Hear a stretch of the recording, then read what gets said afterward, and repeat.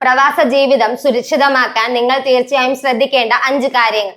പല പ്രവാസികളും വിചാരിക്കുന്നത് തങ്ങൾക്ക് ആവശ്യത്തിന് പണമുണ്ടെന്ന്, ഇനി ജീവിതം സുരക്ഷിതമാണ്. എന്നാൽ താഴെ പറയുന്ന ഈ 5 കാര്യങ്ങൾ കൃത്യമായി ആസൂത്രണം ചെയ്തില്ല എങ്കിൽ ആ വിശ്വാസം പതുക്കെ തകരാൻ തുടങ്ങും. നിരവധി പ്രവാസികളുമായി സംസാരിച്ചതിൽ നിന്ന് മനസ്സിലാക്കിയ പ്രധാനപ്പെട്ട ചില കാര്യങ്ങളാണ് ഇന്ന് ഈ വീഡിയോയിൽ പറയാൻ പോകുന്നത്.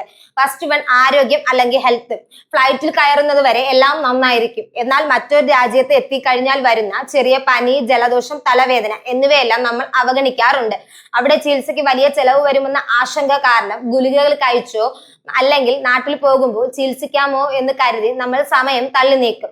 കാലാവസ്ഥ വ്യതിയാനവും വീട് വിട്ടു നിൽക്കുന്നതിന്റെ മാനസിക വിഷമങ്ങളും നമ്മുടെ ശരീരത്തെ പതുക്കെ ബാധിക്കും.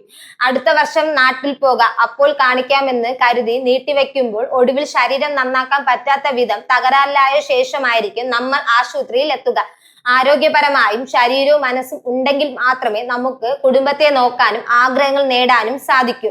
30 to 35 വയസ്സിന് മുകളിലുള്ളവർ വിദേശത്താണെങ്കിൽ ചെറിയ വ്യായാമങ്ങളും ചെയ്യാൻ ശീലിക്കുക. Second, term insurance.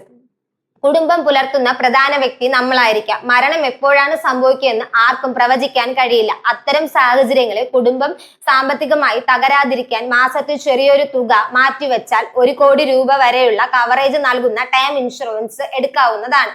മറ്റ് രാജ്യങ്ങളെ അപേക്ഷിച്ച് ഇന്ത്യയിൽ ടേം ഇൻഷുറൻസ് നിരക്കുകൾ 30 to 50% വരെ കുറവാണ്. ഭാവിയിൽ നോക്കാമെന്ന് കരുതി മാറ്റിവെക്കരുത്. കുടുംബത്തെ സംരക്ഷിക്കാൻ ഒരു ടേം ഇൻഷുറൻസ് എടുക്കുന്നത് പ്രവാസികൾക്ക് ഏറ്റവും പ്രധാനപ്പെട്ട കാര്യമാണ്. Third, real estate trap. മറ്റുള്ളവർ പറയുന്നത് കേട്ട് ലക്ഷങ്ങൾ മുടക്കി നമ്മൾ ഭൂമി വാങ്ങി ഇടാറുണ്ട്. എന്നാൽ ഭൂരിഭാഗം സ്ഥലങ്ങളും അതിന്റെ യാഥാർത്ഥ്യമോ മൂല്യമോ നിയമപരമായ പ്രശ്നങ്ങളോ നമ്മൾ അന്വേഷിക്കാറില്ല. നാട്ടിൽ തിരിച്ചെത്തുമ്പോൾ മാത്രമായിരിക്കും പലരും ഞങ്ങൾ വഞ്ചിക്കപ്പെട്ടെന്ന് മനസ്സിലാക്കുക. അത്തരം കെണികളിൽ വീഴരുത്. ഇതിനൊരു പരിഹാരം നിക്ഷേപങ്ങൾ വൈദ്യുതീകരിക്കുക എന്നതാണ്. പണം മുഴുവൻ ഭൂമിയിലോ സ്വർണത്തിലോ മാത്രം നിക്ഷേപിക്കാതെ മ്യൂച്വൽ ഫണ്ടിലോ ഓഹരിയിലോ അല്ലെങ്കിൽ അന്താരാഷ്ട്ര തലത്തിൽ ഡോളറിലോ നിക്ഷേപിക്കാൻ ശ്രമിക്കുക. പലയിടങ്ങളിലായി നിക്ഷേപിക്കുന്നത് നിങ്ങളുടെ സാമ്പത്തം സുരക്ഷിതമാക്കും. തേർഡ്, താങ്ങാനാവാത്ത ബാധ്യതകൾ. പണ്ട് കുടുംബത്തിന്റെ ആവശ്യങ്ങൾക്കായിരുന്നു എങ്കിൽ ഇന്ന് മറ്റുള്ളവരെ കാണിക്കാൻ വേണ്ടി വലിയ വീടുകൾ പണിയാനും ലക്ഷങ്ങളും കോടികളും ലോൺ എടുക്കുന്ന പ്രവണതയുണ്ട്. വർഷത്തിൽ 1 മാസം നാട്ടിൽ വരുമ്പോൾ അതിൽ 10 ദിവസം പോലും ആ വീട്ടിൽ താമസിച്ചില്ല എങ്കിൽ അതിനായി വലിയ കടം വരുത്തി വെക്കരുത്. ഈ കടം വീട്ടാൻ വേണ്ടി ജീവിതകാലം മുഴുവനും പ്രവാസിയായി തുടരേണ്ടി വരും.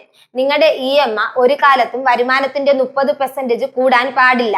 അതിൽ കൂടിയാൽ നിങ്ങളുടെ വരുമാനത്തെക്കാൾ ചിലവ് കൂടുന്നു എന്ന് മനസ്സിലാക്കി EMI കുറയ്ക്കാനുള്ള വഴി കണ്ടെത്തുക. അവധി കഴിഞ്ഞാൽ ഒഴിഞ്ഞ pocket, MD pocket after vacation. നാട്ടിൽ വരുമ്പോൾ ബന്ധുക്കൾക്കും സുഹൃത്തുക്കൾക്കും ഗിഫ്റ്റുകൾ വാങ്ങി ആഡംബര യാത്രകൾ നടത്തി എല്ലാ പണവും തീർക്കാറുണ്ട്.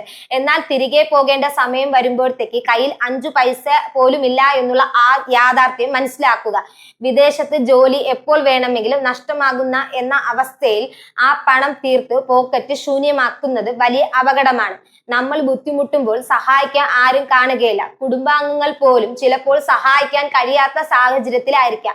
അതിനാൽ ചിലവുകൾ ചെയ്യുമ്പോൾ കയ്യിൽ എപ്പോഴും ഒരു കരുതൽ ശേഖരം ഉണ്ടായിരിക്കണം. ഈ വീഡിയോ ഇഷ്ടപ്പെട്ടെങ്കിൽ വീഡിയോ ലൈക്ക് ചെയ്ത് നിങ്ങളുടെ ഫ്രണ്ട്സിലേക്ക്, ഫാമിലിക്ക് ഷെയർ ചെയ്ത് നമ്മുടെ ചാനൽ മറക്കാതെ സബ്സ്ക്രൈബ് ചെയ്യണേ.